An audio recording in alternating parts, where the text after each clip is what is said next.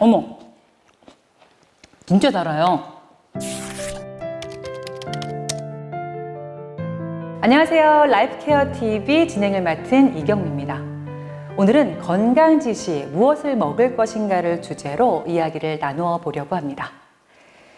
보건복지부와 국립암센터에서 발표한 암 예방을 위한 10가지 수칙을 보면요. 채소와 과일을 충분히 먹고 다채로운 식단으로 균형 잡힌 식사하기, 음식을 짜게 먹지 않고 탄 음식을 멀리하기 등 식생활의 중요성을 강조하고 있습니다. 또한 세계보건기구가 발간한 세계암 보고서에 의하면 하루 500g의 채소나 과일을 먹으면 각종 소화기계 암 발생률을 25%까지 감소시킬 수 있다고 합니다. 많은 전문가들은 신선한 채소와 과일을 하루에 2번 이상 섭취하고 가공류와 기름진 육류를 가급적 적게 먹으라고 권고하고 있습니다. 나트륨의 배출을 위한 칼륨이 많은 채소와 과일을 드시는 것도 건강에 큰 도움이 되겠죠. 이는 암뿐 아니라 당뇨, 심혈관 질환, 만성 질환에도 마찬가지인데요. 최근 채식 위주의 식단의 장점이 많이 알려지면서 식물 속 항산화 물질 등을 의미하는 파이토케미칼도 큰 주목을 받고 있습니다. 내 건강 상태에 맞춰 좋은 음식을 바르게 먹는 방법에는 어떤 게 있는지, 또 암과 만성 질환에 도움이 되는 방법은 어떤 것이 있는지 함께 알아보도록 하겠습니다. 오늘은 사회적 협동조합 탄소치유농업연구소의 신신일 연구소장님과 이영근 정책전문위원을 모시고 이야기 들어보도록 하겠습니다. 어서 오세요. 반갑습니다. 반갑습니다. 네, 한 번씩 자기소개 부탁드립니다. 저는 농업과 온해학을 전공했고요. 농산물 분야의 생산관리, 그 다음에 안전성 관리를 했고 친환경 인증기관도 같이 운영을 했습니다.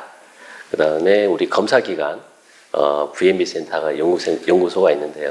거기에서는 농약과 중금속, 미세 플라스틱 이런 다양한 종류의 검사를 했고 지금 현재는 지구를 치유하고 사람을 치유하는 탄소치유농업 연구소 소장을 역임하고 있습니다. 와, 지구를 치유하고 사람을 치유하고 너무 멋진 일을 하고 계신데요. 잠시 그 이야기 나눠보도록 하겠습니다. 멋진 직함을 갖고 계세요. 정책전문위원님 자기소개 부탁드립니다.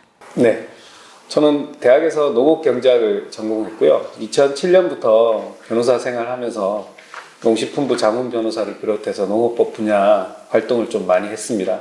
최근에 기후위기를 맞이해서 소비자와 함께 농업 분야에 큰 변화, 개혁이 필요하다고 생각하던 차에 아이쿱 생협의 탄소치유 농업을 접하고 이 분야 정책 연구 활동에 참여하기로 그렇게 결정하고 지금까지 열심히 참여하고 있습니다.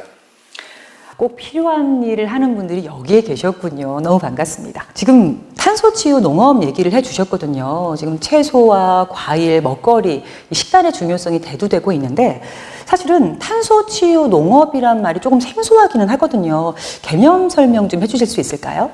현대 농업에 들어와서 질소, 인산, 칼륨이라는 탄소를 제외한 영양분들을 식물에 많이 공급하는 것이 생산성을 늘릴 수 있다는 그런 이야기들이 많이 대두됐습니다. 탄소 같은 경우는 식물이 광합성을 통해 가지고 스스로 생산할 수 있기 때문에 별다르게 필요하지 않다라는 그런 사고방식이 전제가 돼 있었던 건데요. 최근에 들어서는 이 탄소가 식물에서 자체로 생산하는 것만으로는 충분치 않고 토양 내에 충분히 존재해야지만이 식물이 그 탄소를 다시 이용하고 미생물이 또 그 탄소를 이용해서 활발한 대사 활동을 한다는 것이 밝혀지고 있고 그 내용들이 더 풍성해지고 있습니다. 그래서 저희가 여러 가지 연구 결과를 종합해 봤을 때 토양을 살리는 미네랄, 특히 이제 미량 미네랄들을 많이 토양에 투입을 해야지만이 식물과 미생물의 활발한 공생 대사 활동이 가능하다는 걸 발견해서 탄소치유 농업이라고 이름을 짓게 되었습니다. 탄소치유 농업의 핵심은 세 가지로 볼 수가 있어요. 하나는 토양, 그 다음에 토양의 미네랄, 그 다음에 토양의 미생물. 이게 세 개가 이제 이루어져야 이제 탄소치유 농업의 생산물, 항암 농산물이 생산되는데요. 토양 같은 경우는 지금 현재 농업 방식은 분뇨 질소, 분뇨라는 게 그 축분 얘기하는데요. 뭐 닭똥, 돼지똥, 이제 그런 분을 이용하거나 화학비료를 많이 투여하는 거죠. 그 다음에 제초제를 사용하게 되고, 그 다음에 농약도 당연히 쓰는 거죠. 그랬을 때 토양이 갖고 있는 그 물리성뿐만 아니라 그 토양 미생물의 밸런스가 깨져버립니다. 줄어드는 거죠. 토양 미생물을 다시 활성화시켜야 되는데 건강한 토양을 만들고 거기에다가 미네랄을 풍부하게 투여를 해야 됩니다. 그래서 미생물이 활성화되는 거고, 그래서 미생물이 만들어낸 물질, 배설물이거든요. 이제 그런 거라든지 사체를 이용해서 식물이 그걸 가지고 흡수를 해서 파이토케미칼을 생성하는데요. 근데 저희가 탄소 치유 농업에서 지구를 치유한다는 거는 아까 말씀 토양 미생물 자체가 뿌리에서 탄소를 포집할 수 있는 글로마린이라는 성분을 만들어냅니다. 글로마린이 이제 발견된 지 얼마 안 됐죠. 1996년 미국 농무부의 사라 라이트라는 그 미생물 박사가 발견한 건데요. 토양에서 탄소를 포집하는 능력의 30%를 글루마린이라고 그 성분입니다. 글루마린 성분을 미생물이 만들어내요. 그건 당백질인데 그게 토양의 물리성, 토양이 보슬보슬하고 토양에 살 수 있는 공간을 만들 뿐만 아니라 탄소를 포집할 수 있는 능력을 키우기 때문에 지금 공기 중에 있는 3배 가량의 온실가스를 토양은 3배 정도 이렇게 포집할 수 있는데 그 중에 이제 글루마린도 그 역할을 할 수 있는 거죠.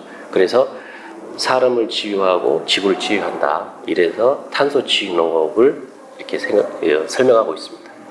다양한 분야에서 연구를 하면서 사람을 살리고 지구를 살리는 연구가 계속되고 있으니 이는 참 반가운 소식 같아요. 그렇다면 이 파이토케미칼이 만성질환이나 암과 같은 질환을 앓고 있는 사람들에게 어떤 효과가 좀 있을까요? 그 파이토케미칼은 식물에서 생성하는 자기 방어 물질이에요. 쉽게 말씀드리면 동물은 누가 공격을 하면은 피할 수가 있잖아요.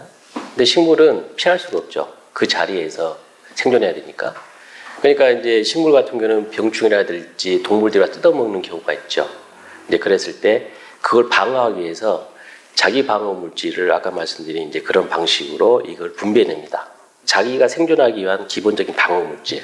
이제 그걸 사람이 흡수했을 때 항암에 효과가 있다라고 하는 거죠. 근데 이제 항암에 효과가 있는데 중요한 거는 이게 얼마나 많게 하느냐. 자연드림에서 만드는 농산물, 유기농 항암식품은 이제 그렇게 생산하고 있는 거죠. 자기 방어 물질이 조금 더 극대화된 식물들, 먹거리를 만들어낸다라는 얘기로 좀 받아들여도 괜찮을까요? 그렇죠, 그렇죠. 2006년에 보건복지부와 국립암센터가 공동으로 암을 예방하는 10가지 생활수칙을 발표를 합니다. 그 10가지 생활수칙의 첫 번째는 물론 금연이고요. 두 번째가 채소 과일 많이 먹기, 균형 잡힌 식사하기였습니다. 그 이유가 채소 과일에 있는 식물 생리 활성 물질, 그리고 비타민, 식이섬유 이런 것들이 암을 예방한다라는 것이었죠. 식물 생리 활성 물질이 바로 파이토케미칼입니다. 파이토케미칼은 아까 소장님이 말씀하셨듯이 무려 10,000개가 넘고요. 그 중에 일부만이 연구되어 왔습니다.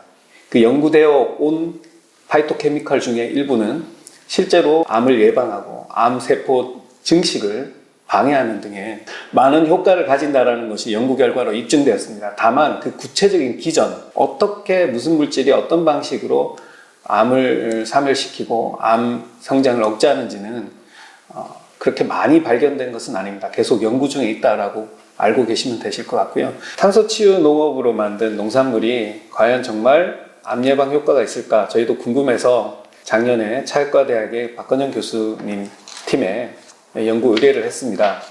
저희가 생산한 브로콜리 그리고 당근 저희가 실험을 해본 결과 암세포 사멸 효과, 암세포 증식을 억제하는 효과, 암세포를 찢어버리는 그런 유전자를 발현시키는 효과 이런 것들이 일반 관행 농산물 그리고 유기 농산물에 비해서 월등하게 높게 나왔고요. 암에 걸린 마우스에 저희 브로콜리를 투여한 결과 대장 길이가 정상 마우스의 길이에 비슷하게 그렇게 회복되는 모습 그리고 암 세포가 줄어드는 모습을 확인을 했습니다. 저희 예상한 대로 파이토케미칼과 각종 저희 탄소치유 농산물이 가진 여러 가지 좋은 물질들이 암 예방 효과를 가지는 것으로 그렇게 확인이 되었습니다. 여기서 우리가 소비자가 생각해야 될 것은 그 구체적인 기전을 확인하기 전에 이것이 일단 암 예방에 굉장히 도움이 된다는 것을 일단 받아들이시고 7가지 무지개색으로 구성된 다채로운 채소 과일을 다양하게 섭취하시는 것이 더 중요하다고 생각이 됩니다. 7가지 무지개색이라고 말씀을 해주셨거든요. 실제 제가 그 항암 교육을 받을 때 간호사가 그런 말씀을 해주셨어요. 알록달록 예쁘게 드세요. 라고요. 빨갛게, 노랗게, 보라색, 하얀색 골고루 먹어라 라고 얘기해 주셨거든요. 이 앞에 보면 직접 키우신 거라고 제가 들었는데, 아니, 농부신 거죠? 네, 농사도 짓고 있습니다. 네. 아, 이걸 직접 키우셨다고요? 예. 이렇게 예쁜 것들을? 구례 자이드림파크 옆에 구례 그 재배 연구단지가 있습니다. 한 3만 평 되고요. 거기에 유리온실에서 저희가 이제 이런 토마토, 방울토마토를 재배하고 있습니다. 파이토케미컬이 여기에도 지금 가득 있는 거죠? 그렇죠. 저희가 이제 직접 생각한 거는 이제 파이토케미칼이 일반 다른 토마토보다 한 20% 이상 높게 나오고 있고, 토마토에 가장 좋은 항암 물질이 그 라이코펜이라는 물질이거든요. 이거는 이제 대장암이나 신장벽이 좋다고 해서 공식적인 결과가 있는 겁니다. 그거 같은 경우는 80% 이상 높게 나오고요. 이걸 생산하기 위해서 아까 말씀드린 미네랄을 풍부하게 해야 되잖아요. 미네랄이 가장 많은 데가 어딘 줄 아세요? 어딜까요? 바닷속에 있습니다. 아, 들어본 것 같아요. 그 미네랄은 사실 이게 돌덩어리예요. 돌덩어리 깨지면서 그 안에 미네랄이 많이 나오는데, 저희가 사용하는 미네랄은 신충수 미네랄입니다. 600m 깊이에서 나오는 미네랄인데, 표충수보다 이제 미네랄 성분이 한 3배 정도 높습니다. 이제 그 미네랄 추출해 가지고 토양의 미네랄을 저희가 살포를 합니다. 미네랄이 얼마나 효과가 있냐면, 토양 1g에 미생물 수가 한 1억 마리만 있으면 엄청 좋은 토양이라고 하죠. 근데 저희가 이제 그 실험했을 때 710억 마리가 미생물이 다양하게 활동을 하는 거죠. 더불어서 그 농업에서 사용하는 토양 미생물 중에 사상균, 방성균이라고 있습니다. 그런 특정 미생물도 한 9배, 10배까지 그렇게 활성화되는 거죠. 그래서 그런 미네랄을 썼을 때에 그 토양 미생물이 활성화되는 거고, 이제 그걸 가지고 저희가 그 2021년 6월에 저희가 그 연구소 시험을 했습니다. 그 아산에서 우리 연구 시범포 있는데, 거기에서 그 상추와 방울토마토를 실험했죠.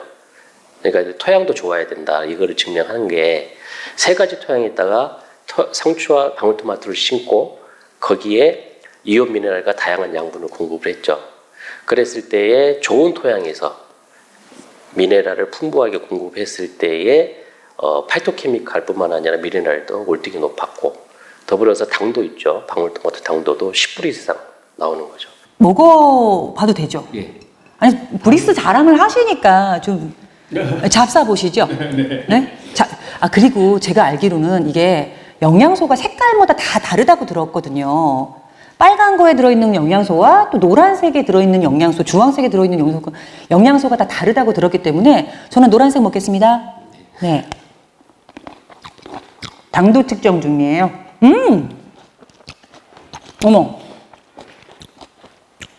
어머. 진짜 달아요. 이거 먹다가 계속 이러면 안 되는데, 아니, 뭘 넣었나요? 당도를 너무 달면 우리가 꿀물 넣는다고 하는데 그건 아니겠지만, 아까 미네랄을 도포한다고 하셨나요? 땅에 저희가 투입을 하고 있고요. 잎에다가 뿌리고 있습니다. 그런 방법이 있군요. 알겠습니다. 라이프케어 TV에서 앞서 그 핀란드에서 개발했던 심혈관 질환에 도움되는 식품 표기였던 하트 심볼 마크, 그리고 아이쿱 생협에서 진행하는 암 예방을 위한 이 식품 표기 캠페인을 소개했습니다. 이처럼 오늘 이야기해 주신 이 채소 과일의 영양소를 소비자들이 쉽게 알아보는 방법, 제도적으로도 마련이 돼야 될 거라고 생각을 하거든요. 정말 중요한 부분 지적하셨습니다. 제도적으로 소비자들이 이 부분을 어떻게 더 잘 이해하고 받아들일 수 있을지 고민이 많이 필요한 시기가 왔다고 생각이 듭니다. 파이토케미칼의 암 예방 효과가 2006년 전부터 이미 의료계에서 널리 받아들여져 왔는데도 불구하고 식품의 표시에는 이런 파이토케미칼이 얼마나 많이 있는지, 또 어떤 효과가 있는지에 대해서는 전혀 나와 있지 않고 소비자들에게도 잘 전달되고 있지 않습니다. 그래서 식품 관계된 정부 부처, 그리고 농식품부, 보건복지부, 모든 관계 부처들이 다 협동해서 이 부분을 어떻게 국민들에게, 소비자들에게 잘 전달할 수 있을지 좋은 대책을 마련해야 될 것 같습니다. 이렇게 이야기를 나누다 보니까 몸에 좋은 파이토케미컬이 풍부한 이 탄소치유 농법으로 재배된 이런 식품들 어떻게, 어디에서 구입할 수 있는지 궁금해지는데요. 어떻게 구입하나요? 지금 저희 생산자분들이 이제 열심히 노력하고 있는데요. 이게 그 유기농 항암식품이 지금 현재 많이 부족한 상태입니다. 그래서 많이 늘려야겠지만 암 환자나 암 예방을 위해서 구입하는 조합원들 위주로 일단 공급을 하고 있습니다. 그래서 아이쿱 생협 온라인이나 매장에서는 지금 별도의 표시로 지금 그 항암식품 코너를 만들어서 공급하고 있습니다. 오늘 탄소치유농업연구소에서 오신 두 분과 이야기 나눠봤는데요. 함께 하시면서 꼭 이 말은 한번 해보고 싶다, 못하신 말씀이 있다면 한마디씩만 해주시죠. 선진국 모든 나라의 사망 원인 1위가 암입니다. 성인 남자가 평생 동안 암에 걸릴 확률은 40% 정도 된다고 합니다. 매일 암세포가 생기고 매일 암세포가 사라지고 있는 중인데요. 채소 과일을 많이 먹는다면 이 암세포가 매일매일 빨리빨리 죽어서 건강하게 살 수 있다고 합니다. 모든 의료계에서 오랫동안 인정되어 있던 과학적 연구 결과이고요. 그리고 이런 좋은 채소 과일의 기능은 우리 농산물, 특히 유기농, 탄소치유 농업, 이런 좋은 농법으로 만든 농산물에 많이 들어가 있을 겁니다. 모든 분들께서 특히 만성질환을 예방하시고 싶으신 분들, 암에 걸리신 분들, 암에 걸렸다가 지금은 회복되시고 계신 분들께서는 이런 좋은 채소 과일을 많이 드시기를 권해드리고 싶습니다. 저희가 연구한 지는 이제 2년이 좀 넘었는데요. 사실 그 농업 생산의 가장 기본이 되는 토양이나 환경을 살리는 문제, 이거의 정답은 저희가 연구와 실험을 해본 결과 탄소치유 농업이 농업 생산 기반에서 항상 중심에 대해서만 바람이 있고요. 그래서 그 아이쿱 생산자분도 계시지만 다른 지역과도 연계를 해서 유기농 항암식품을 많이 생산하는 그런 기반을 다졌으면 좋을 것 같습니다. 암과 만성질환에 좋은 식품들, 토양의 중요성, 파이토케미컬, 탄소치유 농법까지 함께 알아봤습니다. 우리 몸을 위해서, 우리의 건강을 위해서 반드시 암 환자뿐만 아니라 많은 분들이 건강한 음식을 섭취하는 건 정말 중요하죠. 하지만 바쁜 일상을 살다 보면 쉽지 않은 게 사실입니다. 잘 먹고 잘 살기, 내 몸을 위해서 좀 더 건강한 식품을 골라보는 똑똑한 시선도 필요하겠죠? 이제는 누구나 쉽게 나에게 도움되는 식품을 빠르고 쉽게 찾을 수 있는 제도 개선도 필요할 것 같습니다. 자, 오늘은 여기서 정리하겠습니다. 라이프케어 TV 함께 알고 건강해요.